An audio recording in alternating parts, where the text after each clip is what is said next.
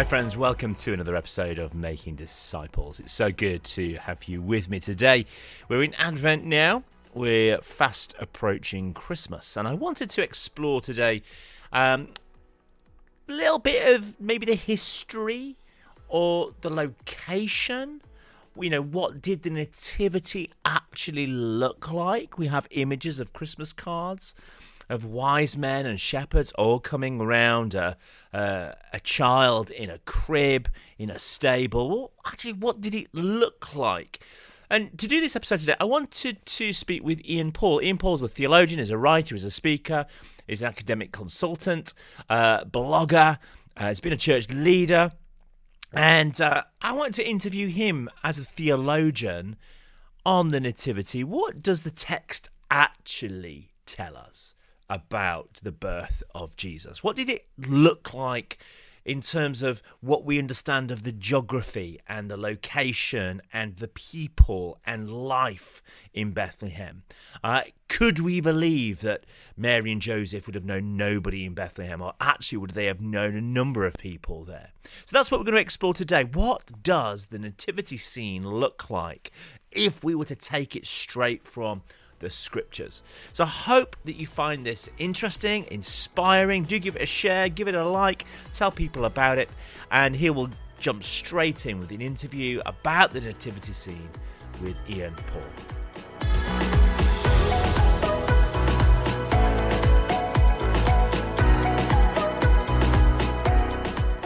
Ian Paul, welcome to Making Disciples. Thank you so much for giving us some of your time today.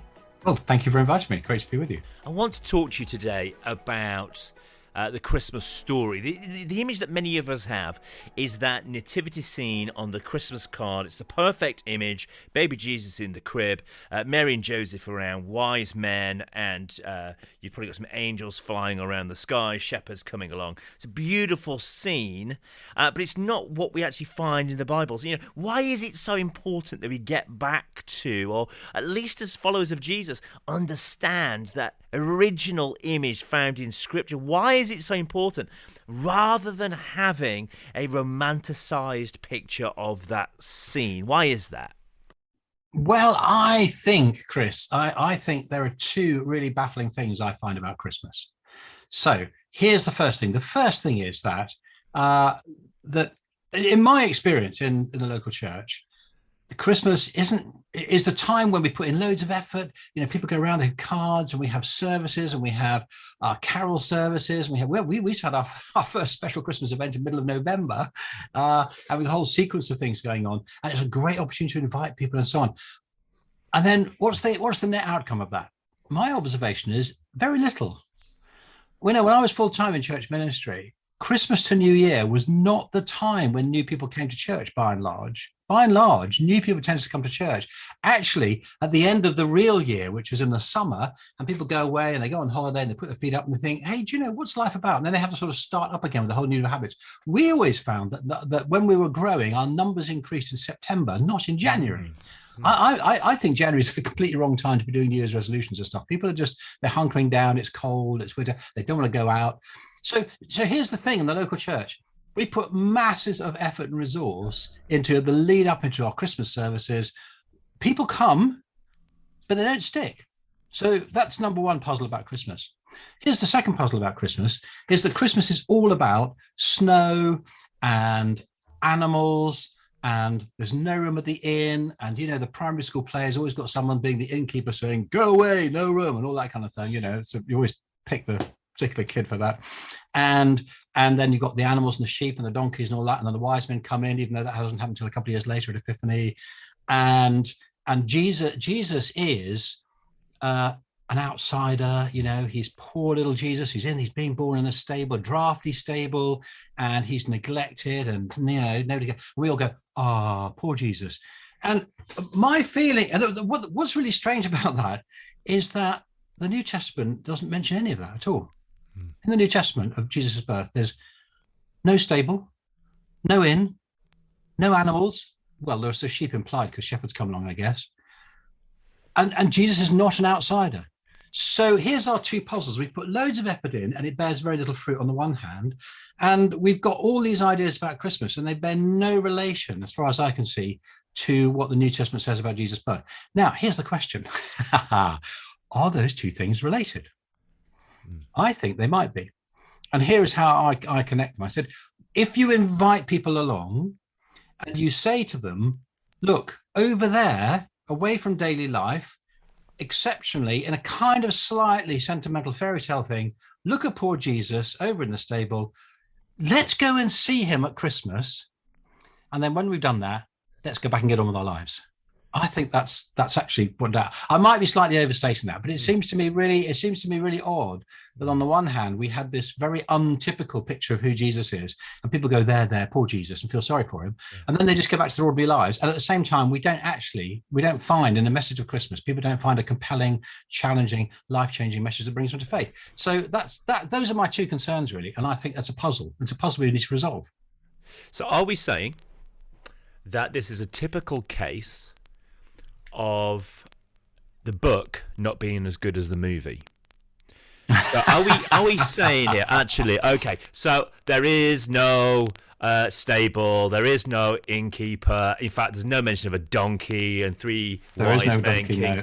And Mary would not have ridden down, they would not have travelled by donkey. Because, so are we saying then that this book is just a little bit of a rubbish version of the Christmas story?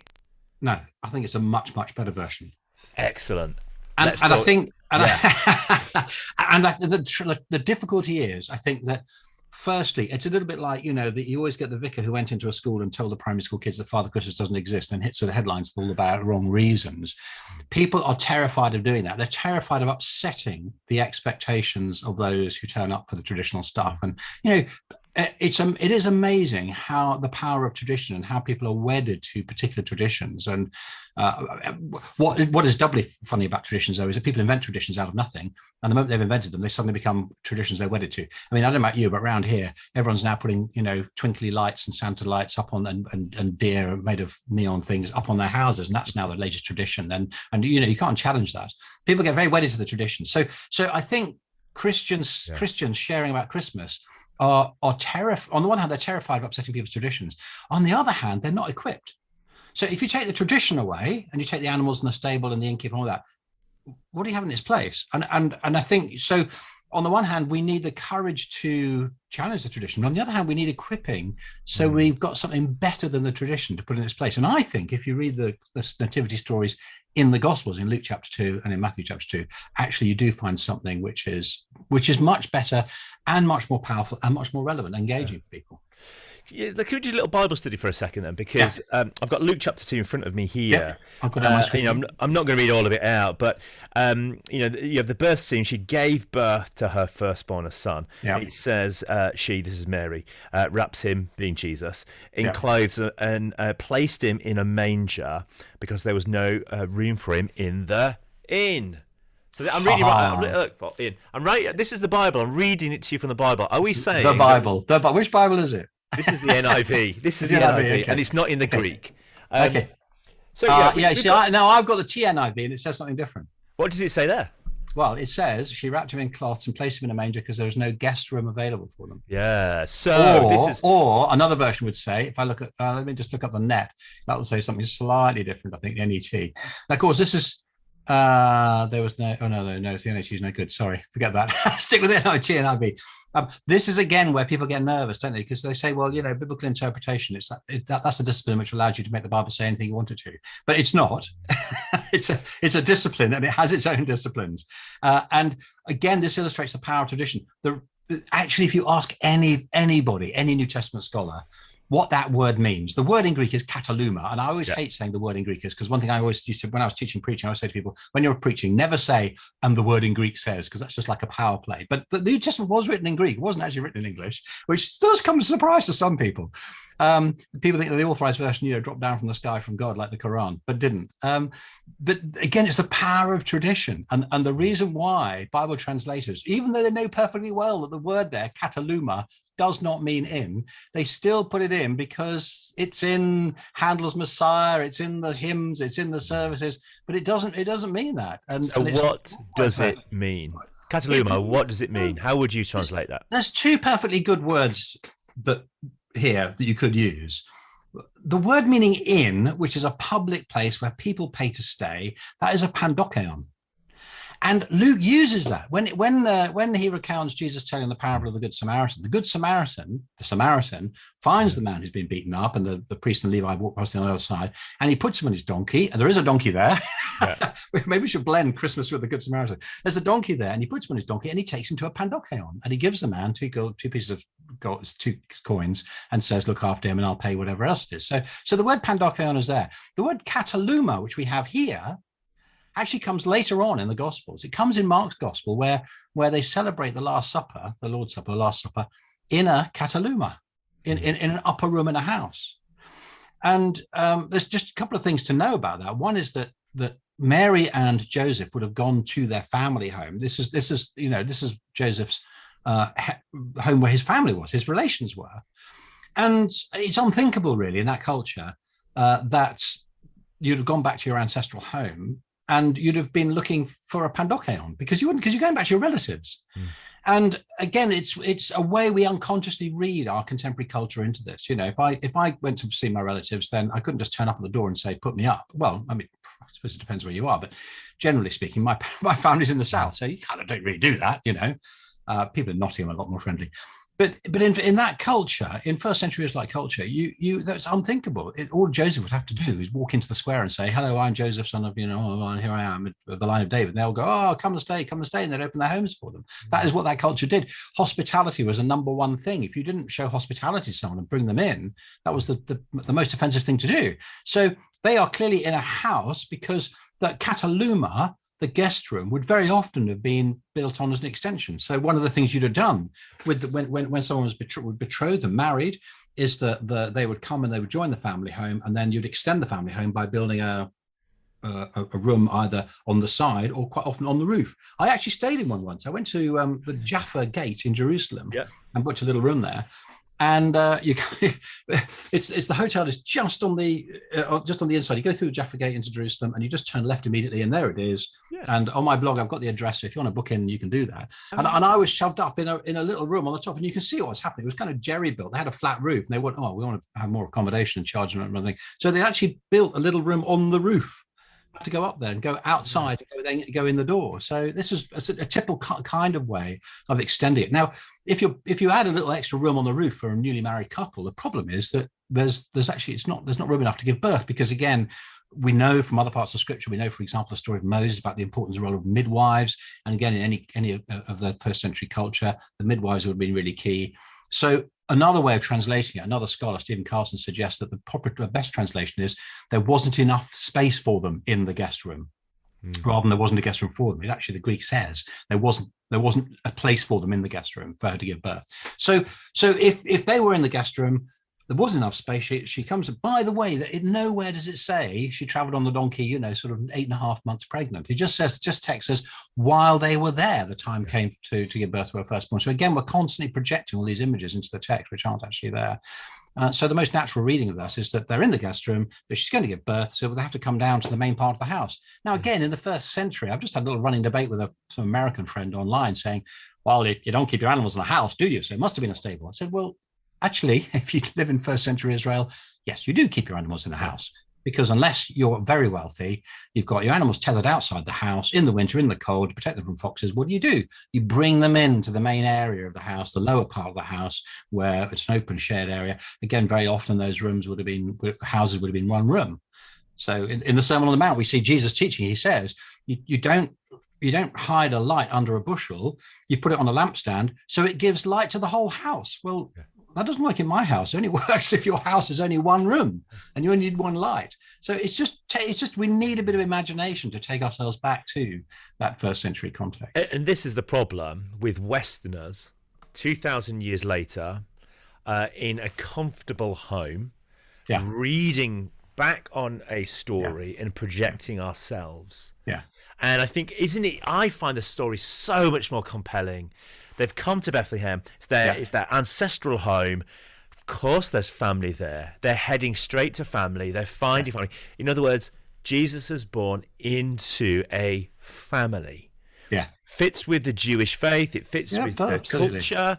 Yeah. It would be extraordinarily odd for a young couple like that to be rejected, and stuffed in a cave out back somewhere. Yeah, it would. Now people do to their credit, a lot of the traditional readers bring two other bits to it, or two or three other bits to it. The tradition of having animals around the birth of Jesus actually is quite early on. We find this tradition arising in the 2nd century. And part of the reason is that there's kind of a good biblical one, which is in Isaiah chapter 1, there's a text which says, the ox knows his master and the ass knows his master's voice, but my people do not recognize me. So actually taking that text and sort of dumping on there, you say, okay, well, if he was laid in a manger, maybe it was a stable, maybe there are animals around, they recognize him. And so you then quite quickly get a tradition of art once the nativity starts being depicted of having animals around who recognize who this person is. And people also bring the text from John chapter 1 where it says, he came to his own, but his own did not receive him. I think that's for John. That's a commentary on the conflict Jesus has with the Judea or the Jews later on in John's gospel. But people bring that and import it into Luke's gospel. I think it gives us, there's a challenge in terms of how we read scripture on the one hand. There's a practical challenge on the other. The challenge of how we read scripture on the one hand is, there's, I think, two bits to it. One is, when we open the pages of scripture, we are going on a cross-cultural journey. And I think when we have it translated into English and when we're so used to the traditions, it's really easy to forget that. And I think your ordinary Bible reader, your ordinary person in the congregation, the idea that you're going on a cross-cultural, cross-linguistic journey to read scripture is a bit unsettling, but it is true. And it's true of every part of scripture. We do need to recognize that scripture is other than us. And actually God comes to us and God speaks to us through that which is not of us.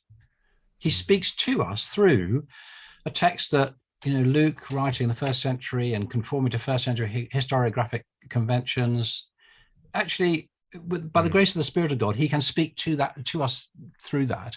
But we need to remember the Gospels weren't written to us. They might have been written for us. They were initially written to someone else. And we need to be careful to listen to what Luke is saying to his audience in order to hear what God is saying to us. So that's a kind of a challenging thing. I think a second element, which I found particularly focused on in the last couple of years, because on my blog, I've actually been writing a commentary on the Sunday Gospel lectionary reading each week.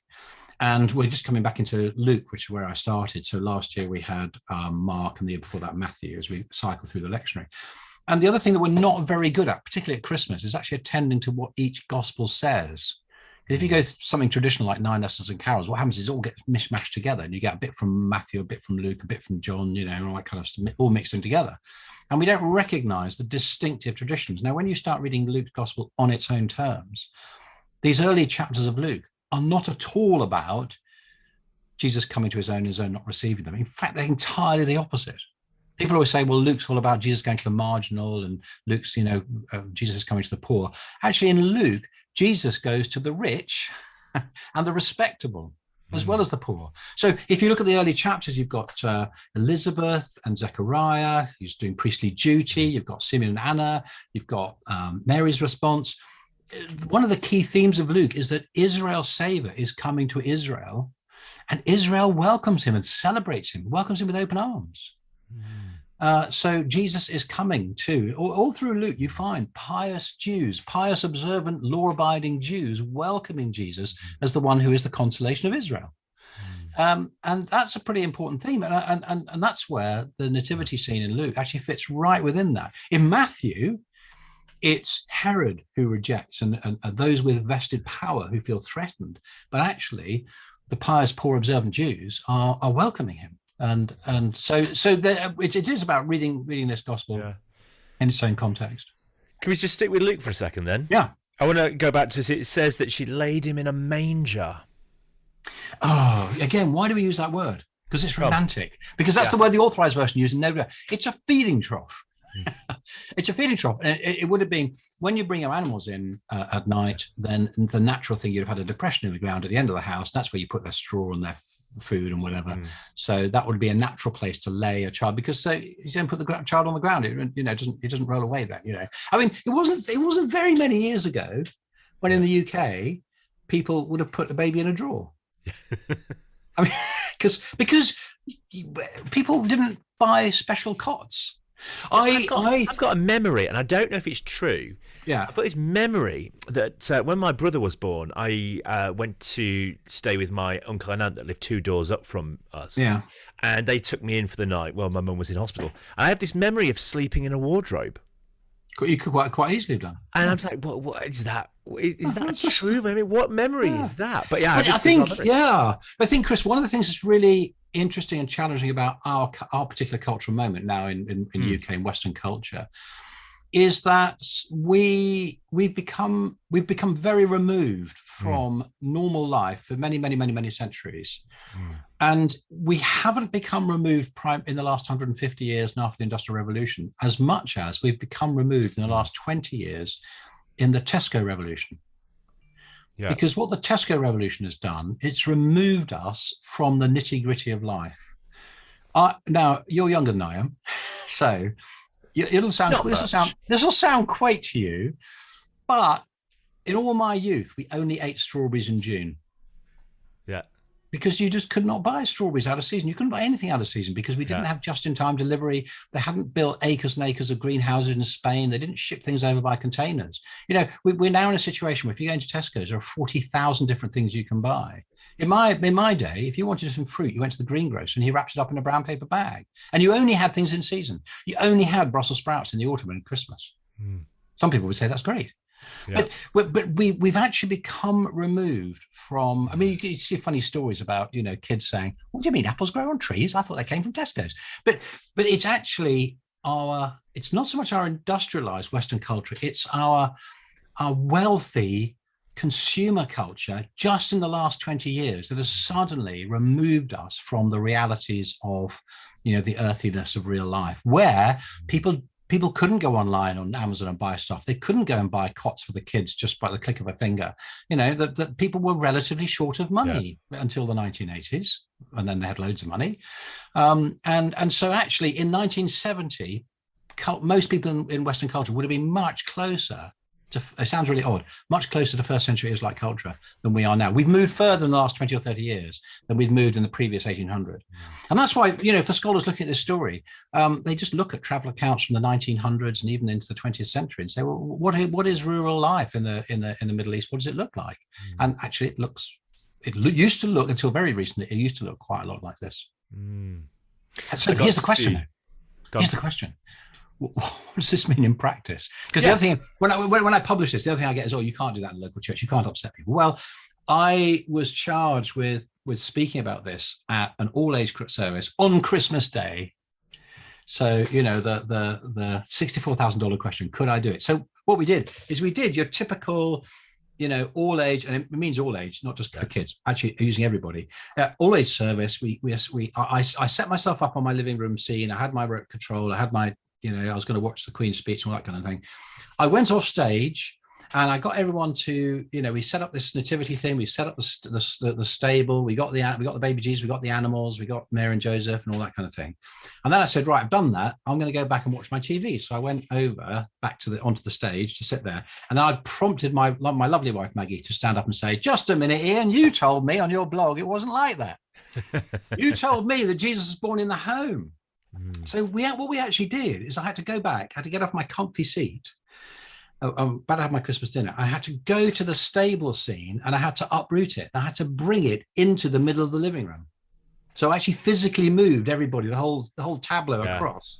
And of course, what that meant was I couldn't just put my feet up and watch TV anymore, because now, instead of Jesus being out there in the stable, I'd visit him once a year, then get on with my own life. Now, this crying, he cried as well, by the way, this kicking, crying, wailing baby, Jesus, God incarnate, was now right in the middle of my life, right in my living room, right sitting in front of me. So I couldn't avoid him anymore. And I couldn't just put the Christmas cards away and take down the decorations and forget about him, because he was right there. And that seems to me what makes all the difference. Yeah. And so this is where it gets exciting. Yes. Because in some ways we, by continue, and I do have the problem that, is it historical accuracy or is it missional storytelling that's more important? And I think the answer is well both. Yes.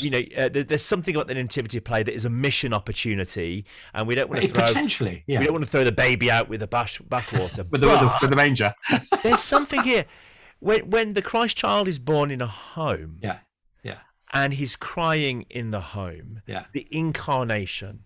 Yeah. My central theology of all of what we do in our church ministry is we live out the incarnated one, ourselves.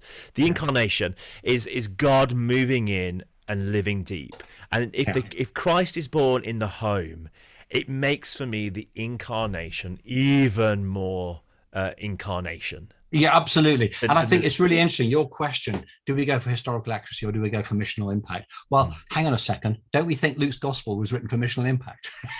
and we can see what Luke's doing. I think he's doing at least three things. First of all, as you say, he's bringing Jesus, God's presence, right into the center of life. So you just cannot avoid him. So I say to people, oh, well, it's not about Jesus being out there and we're going to feel sorry for him. It's about him coming in here. He's the focus of celebration and he's the focus of everyone's rejoicings. They're all gathering around here. I mean, as you'd expect at any birth, that's what happens, isn't it? When babies are born, people gather in and they close in and they celebrate and they join in together. Even if they just post the photo from Facebook, you're bound to get 150 comments saying congratulations. So it actually draws people in. Second thing is, repeatedly in Luke, he says two things. He says joy and he says peace, and it's not a joy which you just visit and leave alone. It's a joy which comes into the center of life. If you will receive this Jesus, then he comes right into the center of life.